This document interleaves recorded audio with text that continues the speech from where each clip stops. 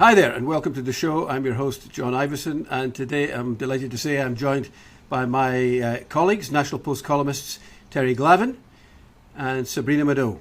Welcome, folks. Hope you're well and looking forward to some downtime in the coming days and weeks. I know that it's been hectic for all of us, particularly for Terry. Terry seems to have been ubiquitous in the pages of the Post and elsewhere. So anyway, we're going to talk a little bit about 2022. It's drawing to a close. And I'd suggest that the geopolitical realignment in response to the rise of China and the events in China have been among the stories of the year.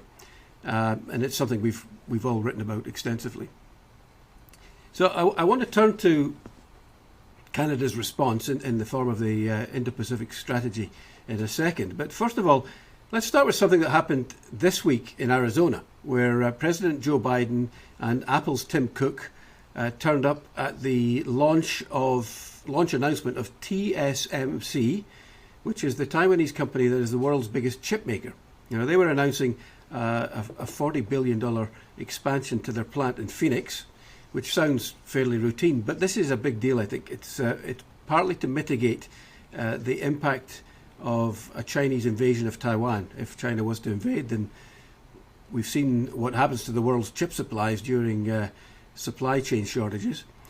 It's also a direct response to the Biden administration's Chips and Science Act and the sister legislation, which is the Inflation Reduction Act, both of which are protectionist. They both blend subsidies and export controls in an attempt to isolate China. Now, the founder of TSMC, Morris Chang, said that this is symptomatic of what he called the fact that globalism is almost dead, that free trade is almost dead. Now, it seems to me that's pretty significant, that the US is killing free trade, but it's at the same time it's hard to argue that China has been a proponent of free trade, even though it benefits from it. So Terry, what do you think? Is globalization and free trade dead or dying? And if it is that a good thing? I hope so. This thing that you call free trade, I think we have to be very careful about our terms here. And I disagree with you. You know, you talk about the Yanks as being bullies and the Yanks are killing free trade. This is not, you can't have free trade with a police state. You can't have free trade in a global economy that is dominated by the most brutal and vicious surveillance state in human history, that is largely a state capitalist, imperialist hegemon. You know, the Europeans, you might recall that in February, Russia invaded Ukraine. And suddenly all of these clever European free traders, oh my goodness, we're going to freeze in the dark this winter because we've allowed ourselves to become reliant on this gargoyle in the Kremlin, Vladimir Putin. Similarly, in Canada, we were well on our way to being, fulfilling Justin Trudeau's dream of integrating the Canadian and Chinese economies. When Xi Jinping began to, show his fangs. And, he kidnapped the two Mikes and he started beating up everybody that he could. He invested all that money and energy into those debt traps in the Belt and Road Initiative. The Americans, I think, have actually been quite easy on us. Back in the Obama years, the Americans were warning us about Huawei. They said, look, we're telling you, no good will come of this. Just the other day, this week, I guess, what have we done with respect to Hytera and Norsat, the old Norsat thing? We prevented an investment, a Chinese investment there. Well, the Americans were warning us about that, what was it, back in 2008? So, I don't know. I mean, you can't, and this is what the Americans were faced with the election of Justin Trudeau. Here's a guy, we're a continental trade pact. It's a trade. It's pretty significant. 87% of our trade is with the Americans. They do a hell of a lot of trade with us. And Justin Trudeau wanted to sneak China in by the back door into this North American trade And the Americans finally said, no thanks, no way. So let's come back to the Indo-Pacific thing. But just on the point, Sabrina, I think it's fair to say that it is a move towards mercantilism when you try to maximise your exports and minimise your imports, and that seems to be in a number of sectors what the Americans are trying to do. Do you think the US is justified in limiting the export of semiconductors, critical minerals, and a whole bunch of other things? Absolutely, I'd say they're justified, particularly with semiconductors. We saw what happened when there were worldwide supply chain shortages. It's a big economic risk for the US. It's a national security risk. And on top of that, the coming technology war will be with the next generation of chips and AI. And the US has an advantage there right now in terms of their IP, and they need to protect that rather than giving it away to China, which will only help up their surveillance game and their AI capabilities and their military capabilities, which they've proven they are not an ally to the US or Canada for that matter. They are dangerous, they are aggressive, and this is an important step by the US. Right. I mean, I don't disagree with any of that, but I do, as a sort of classical liberal free trader, have some problems with protectionist walls, export controls. I mean, for example, the Europeans are getting caught up in all of this because they are outside the protectionist walls. So anything that they're, when they're dealing with America, they're at a real disadvantage. But Terry, you were down the road of the Indo-Pacific strategy. It declares China a disruptive global actor, a major shift from the policy under the former ambassador Dominic Barton, who argued we need to do more with China, an argument that Justin Trudeau for a long time sympathised with. I think it's fair to say that Trudeau tried to play China and America off against each other. I use the word the Americans have bullied us into picking sides. You take issue with that, but we have opted to line up with the Americans, banning Huawei, tightening up the Investment Canada Act, agreeing not to export critical minerals and so on. You called the whole strategy an empty box. Is there anything to be said for it? I mean, it's clear there's not that much substance, but it did force us to come down on one side. Well, I don't, I'd like to be proved wrong about that, and maybe I was a bit unfair. I don't mean to say it's an empty box with respect to the Indo-Pacific region. Although, we're going to hire 50 diplomats. We're spending a whole bunch more money on the Asia Pacific Foundation, like they've been useful. We're sending a frigate from the North Atlantic to cruise around and ride-alongs with the Americans in the Taiwan Strait. Whatever. I don't want to be uncharitable, but on the China side, what do? They said what we all know. They say, I mean, I think what they're also looking at is, the opinion of 82% of Canadians, including more than 60% of Chinese Canadians, which is important. I don't think people fully realize just how deeply Justin Trudeau had imbibed from that power corporation, Desmarais family, John McCallum, Jean Chrétien, this messianic idea he had of himself. He was going to be the sort of human vessel through which just China on that point, and the West. I don't think people appreciate how deeply that went. Just on that point, why do you think that was? I mean, it was Daddy. I thought it was Daddy as well. Yeah, it was Daddy. And you got to remember that he went to China. He went as sort of this lost son entering his father's house, right? And the Chinese, they just couldn't put up with it. It was like this bothersome, wazir from a distant principality who has far too high an opinion of himself. They boxed his ears a couple times, but it still didn't stop him.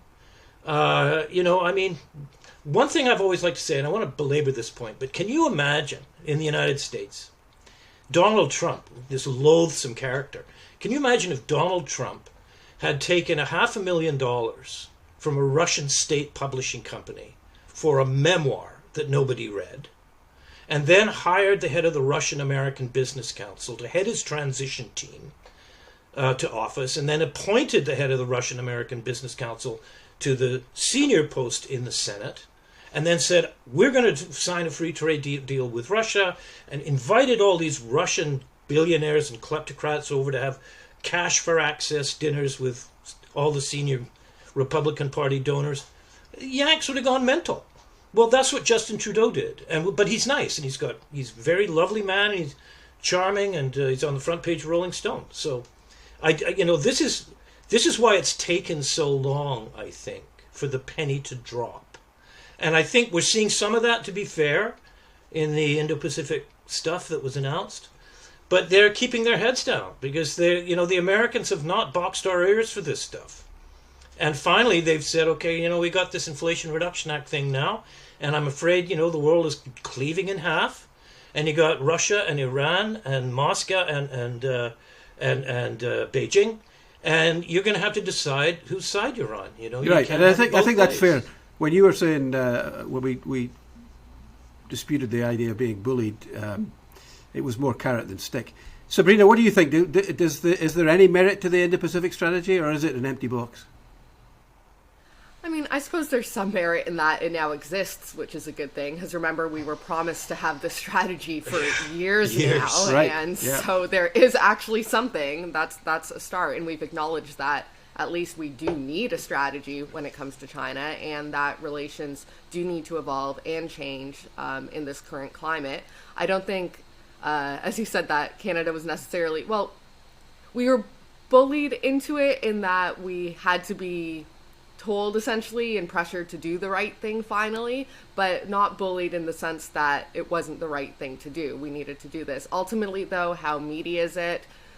There's a lot left to be desired. An extra ship in a big blue stretch of water, one of the largest in the world, isn't going to do much. There's question of if we can even make our current Navy commitments. Yeah. We're behind on shipbuilding, so it's I'd say more symbolic than anything else. Terry, let's talk about what's happening in China.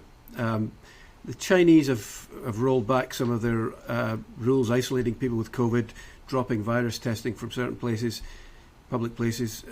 It's all in response, obviously, to the unprecedented protests that have taken place in China, some of which called for Xi Jinping's removal, which, that is unprecedented, at least since Tiananmen. How serious is the situation, do you think, caused by this zero COVID strategy? I think it's pretty serious. I also think, it's definitely, without question, although it is often said when, we hear about eruptions in China, that this is the most dramatic event since the days of Tiananmen, without question. I think what people are fed up with when you really parse what people are saying, and you know a little bit of Chinese, or you keep in touch with people who do translations, is that it's not just the restrictions. It's the fact that the state was using COVID to test its capacity to control the lives of everyday people, down to the minutiae, and to enforce the most absurd behaviors among ordinary people, and to push people to the limits. And I think people, it just erupted. It just blew up. And I also think that, it's going to be really awful in China because they don't have, I think they've only got about 60% of their elderly people vaccinated. The vaccines they've been using are crap. There's no kind of immunity that's developed in the way it has in the West. So it's looking pretty grim. And I think also that the easing of the restrictions is in keeping with the kind of, Xi Jinping is starting to he's realizing that he's really screwed up at home and on the world stage. He's starting to make noises as though he actually, he's trying to hide the fact that he's essentially Vladimir Putin's financier. He's trying to sound like a nicer, shall I say, Winnie the Pooh kind of character, although you're not allowed to use those words in Chinese media. I think he's... I think I'm encouraged in many ways because I think there was a limit to what... There's always a limit. And the other thing that's interesting, this was true when the Berlin Wall fell, and it was true in the Arab Spring. It was true in the revolution in Iran right now, the ongoing revolution in Iran, is that everyone goes, oh my gosh, everyone's surprised. you can never predict these things. So I'm not going to go any further than I have. I'm not going to predict what's going to happen next. Right. I mean, it leads into a question I was going to ask you, Sabrina, about G20 at Bali. I mean, it did seem that Xi was trying to be more accommodative. He signed a communique that strongly condemned the war in Ukraine, engaged on relatively friendly terms with many world leaders, including Joe Biden, if not Justin Trudeau. Is this a shift in tone, or do you think it is something more fundamental? It does seem like a slight shift. We'll see how long it lasts. China has obviously been very aggressive in their foreign policy and on the world stage. Is this sincerely a change? I doubt it. There's also the question of what's happening in front of the cameras versus what's happening behind the scenes, especially when it comes to financing. So I wouldn't get my hopes up too much that this is going to signal a major change in how China interacts with the rest of the world, or how it even behaves within its own borders. And Terry, the spat with Trudeau, do you think there are any lasting repercussions from that? I think it's been quite clear for some time that the senior leadership of the Chinese Communist Party hold Justin Trudeau in contempt. And I don't think that's going to change. They might sort of put on nice faces when they're required to, but I mean, he's just this guy who has far too high an opinion of him. He's kind of an unrequited suitor.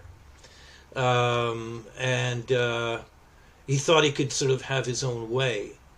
And the Chinese have boxed his ears, and I think also that they know very well that he's failed. I mean, he is getting a pipeline to the coast. That's one of the things the Chinese wanted. But he has not been able to shift Canadian public opinion about China and about the regime. And that's something that they desperately wanted him to do. He made all kinds of attempts, the Public Policy Forum and its big strategy, but Canadians aren't buying it. And also, by the way, public opinion polling in China shows that they don't like us, the people, or the Canadians. Yuck. It's really weird. Who doesn't like the Canadians? Come on. Yeah. Just finally, the government has said we're decoupling from China. Apparently the business community has not cottoned on to that fact, because it doesn't look like a realignment is happening. The Chinese said this week that in the first 11 months of the year, imports from Canada have surged 34%, which is more than any country other than Russia. So Sabrina, do you think any companies pay any attention to these directions? And if they do, this is our second largest trading partner. Where are we going to make up the shortfall? Well, businesses are always going to do what's profitable. So until there's some real risk for them, whether that's PR risk or whether it comes down to profits or legal risk, they're not really going to change their behaviors. And yeah, China is a big market. So if we're serious about decoupling from China economically, we might have to pay some prices, whether that's in profits or our exports as a country. But ultimately, I think it will be worth it. I mean, there's a lot of noise made about India, Sabrina, but our relations with India have been in the tank since Justin Trudeau danced the Bhangra on the subcontinent in 2018. They don't seem too incredibly interested in significantly boosting their relationship with us. So maybe eventually there's an avenue there, but I don't think it's by any means an immediate solution. So Terry, last word to you. Are we bound to China whether we like it or not? Nope. And they're not our second largest trading partner. They're our third, distant, after Europe. And it's 7%, and the trade imbalance is, I think, at the top. 7%. There is a circle of corporate interests in this country for which China is incalculably important. And they're very close to the Trudeau government. I don't care about them, quite frankly. I'm not fond of them. They would probably reciprocate. Yeah. Anyway, listen, guys, we're out of time. I do appreciate you both taking the time to come on, and we'll speak to you soon. Have a great holiday season. Thanks, you guys too.